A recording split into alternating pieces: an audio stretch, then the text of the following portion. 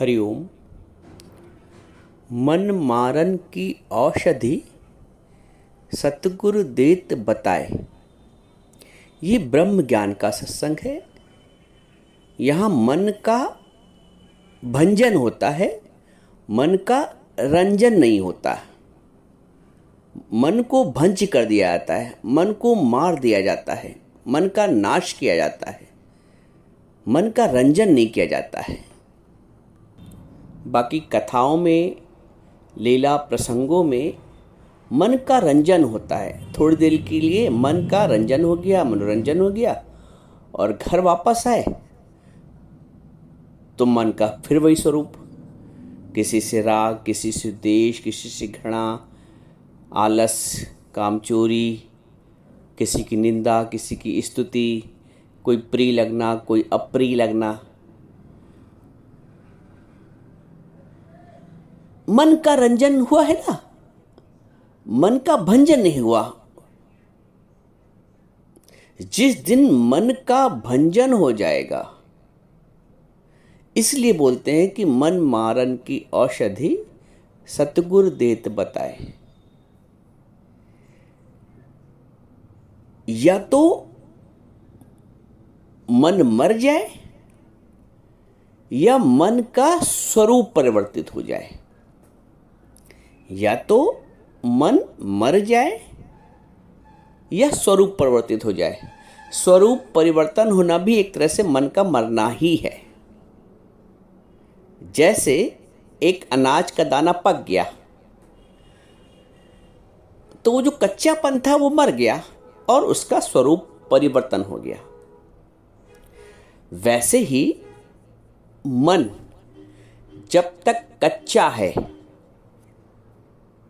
मरा नहीं है, स्वरूप परिवर्तित नहीं हुआ है, तब तक उस कच्चे अनाज में, उस चने में अंकुर होने की संभावनाएं हैं। लेकिन जिस दिन वो चना पक गया, उसमें अंकुर निकलने की संभावनाएं समाप्त हो गईं। चने ने अपना अज्ञान खोया और ज्ञान की अग्नि में पक गया। जैसे वो बाहर की अग्नि में पका है, वैसे मन को अपना अज्ञान खोने के लिए, अपने अज्ञान से निवृत्त होने के लिए ज्ञान की अग्नि में पकना पड़ता है। इसी को बोलते हैं मन का मरना या मन का स्वरूप परिवर्तन। भगवान इसी को गीता में बोलते हैं, ज्ञान अग्नि दग्ध कर्मा। ज्ञान की अग्नि में तुम्हारा मन, तुम्हारा कर्म दग्ध हो जाता है, जल जाता है। तो जब कर्म दग्ध हो गया, मन दग्ध हो गया, तो कर्तापन भी खत्म हो गया, और कर्तापन खत्म हो गया तो भोक्तापन भी खत्म हो गया, और भोक्तापन खत्म हो गया तो जन्म मरण भी खत्म हो गया। जैसे उस चने को उबलने के बाद उसमें अंकुरण समाप्त हो गया, अब उसमें किसी भी स्थिति में अंकुरण नहीं आ सकता है। चाहे उस उबले हुए चने को तुम फिर से मिट्टी में डाल दो, लेकिन फिर भी उसमें अंकुर नहीं आएगा, क्योंकि वो भुन चुका है। वैसे ही जब मन, बुद्धि ज्ञान की अग्नि में भुन जाता है तो उसका एक तरह से नाश हो जाता है, स्वरूप परिवर्तन हो जाता है। इसीलिए नानक जी बोलते हैं कि मन मारन की औषधि सतगुरु देत बताए। ये गुरु बताता है, जो ब्रह्म ज्ञानी गुरु है। एक बात ये भी समझ लो, दुनिया में गुरु बहुत हैं, वो मन का रंजन कर रहे हैं। कथा प्रसंगों के माध्यम से, लीलाओं के माध्यम से, भजनों के माध्यम से थोड़ी देर शरीर तन मन झूम जाता है और फिर वैसे के वैसे ही। क्योंकि मन मरता नहीं है, मन का रंजन हो गया, मनोरंजन हो गया। आवश्यकता है, यदि अंकुरण से बचना है, यदि जन्म और मरण के चक्र से बचना है, यदि गर्भ की वेदना से, यातना से, कष्ट से बचना है, कहते नहीं जन्मत मरत दुसह दुख होई। इस दुसह दुख से बचने के लिए इस अहम को, इस मन को, इस जीव भाव को ज्ञान की अग्नि में भुनना पड़ेगा, दग्ध होना पड़ेगा। अब ये तो पहली बात। दूसरी बात, हर आदमी मन को दग्ध कराना नहीं चाहता है। अब मैं साधक की बात करता हूँ। साधक, जो सच्चा साधक है, वो तो समर्पण के माध्यम से मन को दग्ध कराने के लिए तत्पर रहता है। आम आदमी किसी से कहो आओ भाई सत्संग सुन लो, दूर भागते, अरे छोड़ो अभी कोई। अच्छे अच्छे लोग बाहर से तुम्हें दिखेंगे कि झूम रहे हैं भजनों में, बाहर से फलाने की वाणी सुन रहे हैं, फलाने की सुन रहे हैं, फलाने की सुन रहे हैं, कथा पंडाल में भरे हैं, हजारों लोग भरे हैं पंडाल में। वो भी जाके बैठ गए और झूम के चले आए।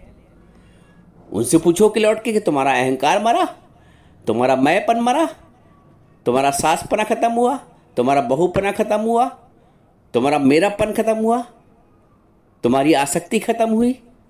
आज से तुम किसी को बुरा नहीं कहोगे, आज से तुम किसी का दोष नहीं देखोगे, आज से तुम किसी से द्वेष नहीं रखोगे, आज से तुम किसी की निंदा नहीं करोगे। बोलते ऐसा कैसे संभव है?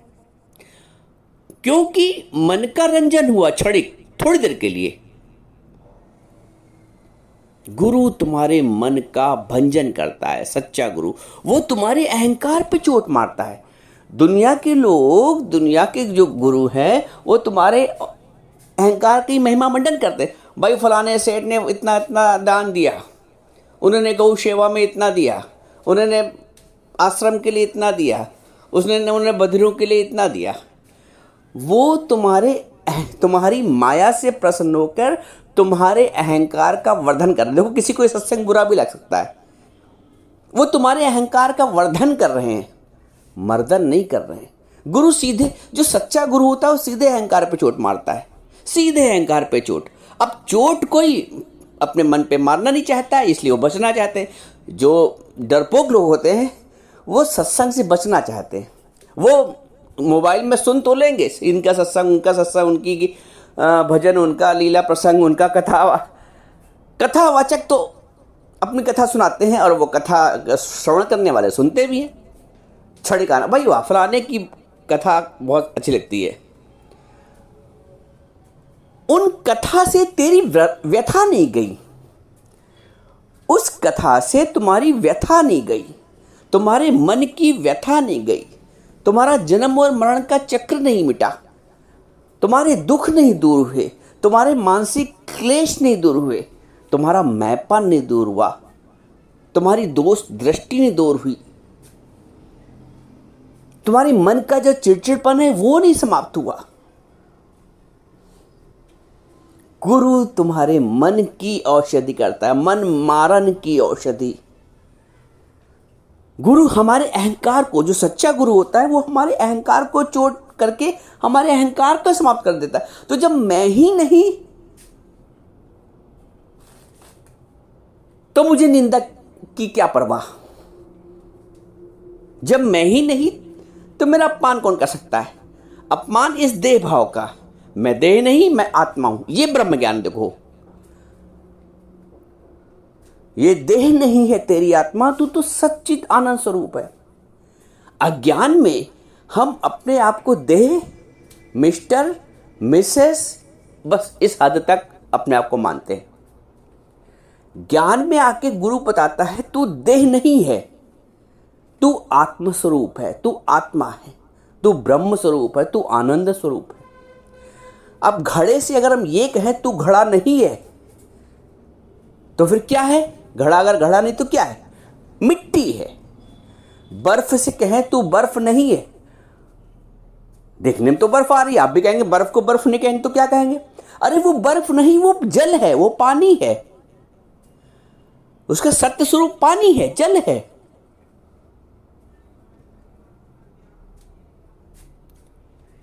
सोने की चूड़ी कंगन से हम कहें तो चूड़ी कंगन नहीं है, तो फिर क्या है?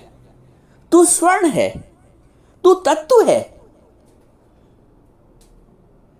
वैसे ही ब्रह्मज्ञानी गुरु आपसे कहता है जो तुम्हारा नाम और रूप है, ये मिथ्या है।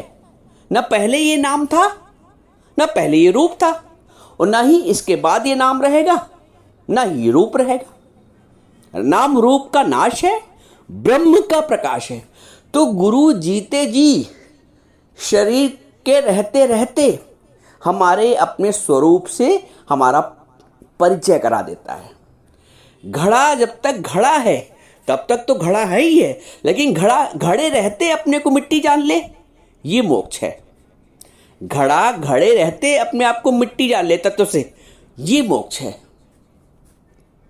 जीव जीव रहते, आप देह देह रहते, संबंध में रहते हुए अपने आप को आत्मस्वरूप जान लें, ये मुक्ति है, ये मोक्ष है। लोग मोक्ष को भी बहुत लंबा चौड़ा पता नहीं क्या क्या, ब्रह्म से निवृत्ति ही मोक्ष है।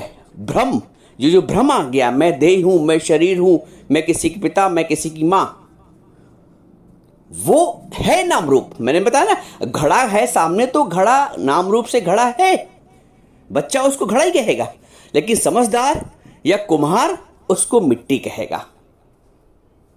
सोनार उसको सोने की दृष्टि से देखता है। भले तुम कहो कि भैया ये हार है, ये चूड़ी है, कंगन है, सोनार के लिए वो सोना है। तो तत्वज्ञानी के लिए वो आत्मा है, तत्व है, वो नाम और रूप से शरीर के भाव से ऊपर है। तो गुरु हमारे अहंकार को, मैंपन को, मैं कुछ हूं, इसका ही विनाश कर देता है। और जब मैं ही नहीं रहा तो मन और बुद्धि सब स्वतः ही समाप्त हो गए। सारी जो चोट लगती वो मैं को लगती है। मैं हूं ही नहीं, है ही भगवान, जिसने अपने को गुम करके परमात्मा को प्रकट किया। फिर उसको निंदा, स्तुति, मान, अपमान शब्द कहां लगेगा? है ही भगवान। ये ब्रह्म ज्ञान है। इसको प्राप्त करना, इसको अर्जित करना, इसको धारण करना ये कठिन है, क्योंकि यहां सत्संग में आपके मन को चोट लगती है, आपके अहंकार को चोट लगती है। अगर आपने उस चोट को बर्दाश्त करना सीख लिया, आप भी आत्मस्वरूप हो गए। जो लोग भय करते हैं, अरे सत्संग, वो अपने अहंकार पर चोट पड़वाने से डरते हैं, अपने मन को चोटिल होने से डरते हैं। मन बना रहे, बना है तो फिर आगे भी बना रहेगा और लाखों जन्म बना रहेगा। ये अवसर मिला है मन का भंजन के लिए, मन के भंजन का ये अवसर है। मन का रंजन तो हर योनि में होता आया हुआ है, हर जन्म में होता आया हुआ है। गुरु के सम्मुख बैठकर, ब्रह्म ज्ञान के सत्संग में बैठकर मन का भंजन, मैं का भंजन आवश्यक है। जो मन के भंजन के लिए तत्पर है वो साधक है, और वही साधक निर्मल आनंद को, सच्चित आनंद की अनुभूति कर पाता है। वरना जीवन तुम 80 साल का जी जाओ, कथा प्रसंग तुम, लीला प्रसंग तुम बहुतों का सुन लो, बहुत ही कथावाचक का सुन लो, अब तक सुनते ही आए हो। इनकी कथा कहने का ढंग बड़ा अच्छा है, उनका कथा कहने का ढंग अच्छा है, अच्छा है, बहुत अच्छा है, मैं भी मानता हूं। लेकिन उससे तुम्हारी क्या अच्छा हुई? हाँ, तुम थोड़ी देर के लिए झूम गए, तुम्हारे मन का थोड़ी देर के लिए रंजन हो गया, इतना अच्छा है। बाकी तुम्हारे विकार मिट गए, तुम्हारा अहंकार मिट गया, तुम्हारा दुख दूर हो गया, तुम्हारे मानसिक क्लेश दूर हो गए, वो तो नहीं हुए।